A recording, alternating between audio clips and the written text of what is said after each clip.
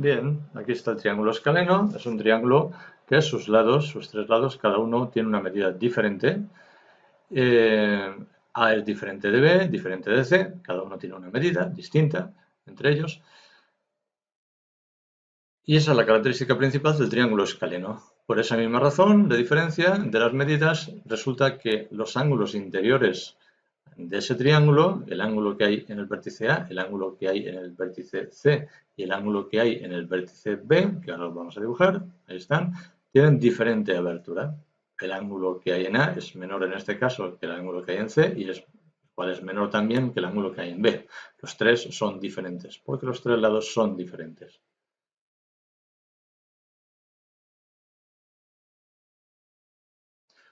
Pasamos ahora al siguiente triángulo, que es el triángulo isósceles.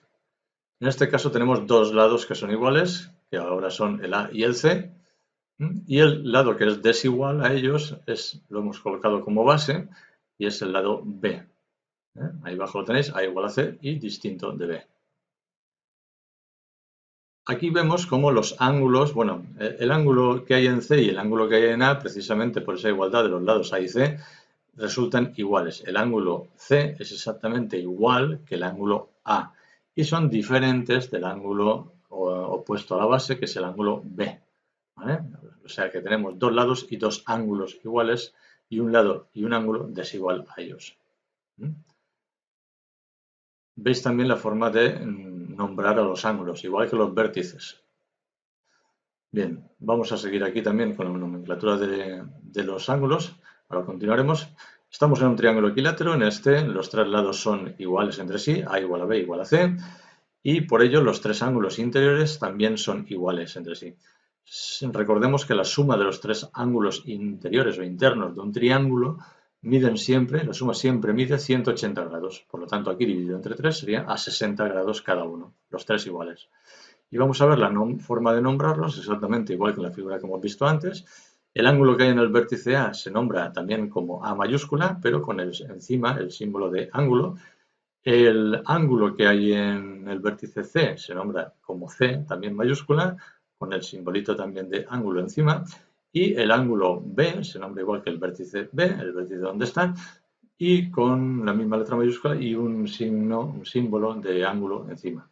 Vemos también que los lados se nombran como el vértice opuesto, es decir, el lado C tiene como opuesto el vértice C, el lado A tiene como opuesto el vértice A y el lado B tiene como opuesto el vértice B tiene como opuesto el lado B.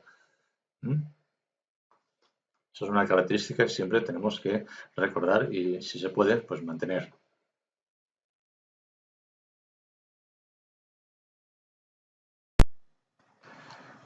Hay una característica que hay que resaltar en los triángulos isósceles y en los triángulos equiláteros, y es la siguiente. Si nosotros le hacemos la mediatriz al segmento que es su base, aquí al CA, aquí al AC, lo que pasa aquí daría, como es equilátero, daría lo mismo hacérselo al AC que al CB que al BA. Si le hacemos la mediatriz a este lado, a la base, la mediatriz va a pasar por el vértice opuesto, por el B. ¿Vale? No ocurriría lo mismo si le hiciéramos la mediatriz al lado CB, la mediatriz no pasaría nunca por A. Aquí en el caso del triángulo equilátero, si le hacemos la mediatriz al lado AC, pasaría por B. Si le hacemos la mediatriz al lado C, pasaría por el vértice C. Y si le hacemos la mediatriz al lado A, pasaría por el vértice A. Vamos a hacerlo para verlo, para que lo veáis.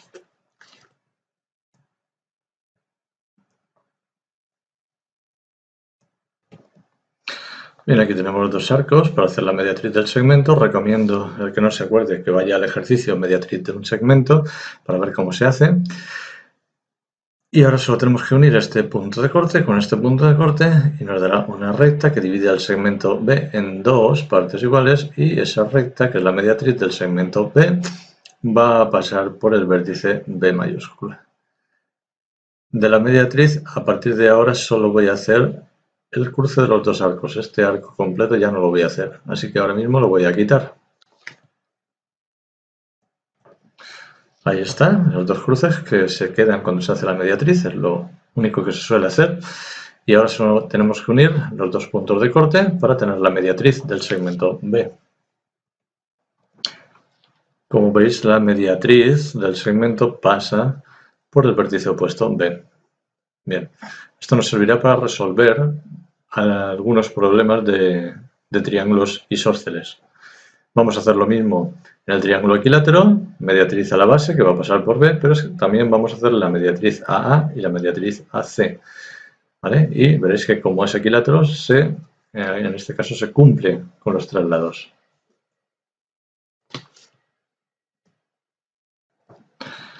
Ya tenemos la mediatriz hecha a la base, vemos que pasa por el vértice opuesto, B. Ahora vamos a hacer la mediatriz al lado A. Ya está hecha la mediatriz al lado A, efectivamente pasa por el vértice opuesto A, y ahora solo nos queda la mediatriz del lado C, que va a pasar por el vértice opuesto, que es el vértice C. Bien, aquí tenemos las mediatrices hechas a cada uno de los lados y vemos que todas cumplen lo mismo, es decir, que todas las mediatrices pasan por el vértice opuesto al lado al que se le ha hecho la mediatriz. Bien. Además, estas mediatrices, luego ya lo veremos en otro ejercicio más adelante, cuando hablemos de los puntos notables de un triángulo, veremos que este punto que nos ha dado por intersección de las mediatrices hechas a los lados es el circuncentro. Es el punto donde si yo pincho con el compás aquí y abro hasta uno de los vértices, voy a trazar una circunferencia que me va a pasar por los otros dos vértices. Acordaros del problema que vimos anteriormente de hallar el centro de una circunferencia que pasa por 2 puntos o que pasa por 3 puntos. Lo que hacíamos era hallarle la mediatriz al segmento formado por esos puntos y es lo que acabamos de hacer aquí. Es decir, que hemos hallado el centro de la circunferencia que pasa por los 3 puntos. Los ejercicios están enlazados, es el mismo ejercicio. Bien, pues con esto terminamos esta primera parte. Ahora vamos a ver la siguiente, dentro del mismo vídeo, donde vamos a ver la clasificación de los triángulos según sus ángulos. Según los ángulos interiores como sean, pues vamos a tener una clasificación. Vamos a verlo.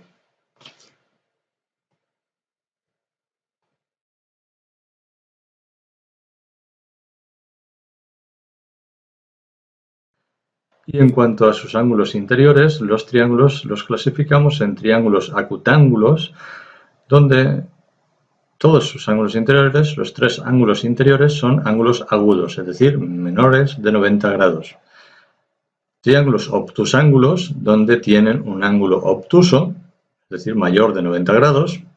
Y triángulos rectángulos son aquellos que tienen un ángulo recto, un ángulo de 90 grados. Y hasta aquí la clasificación.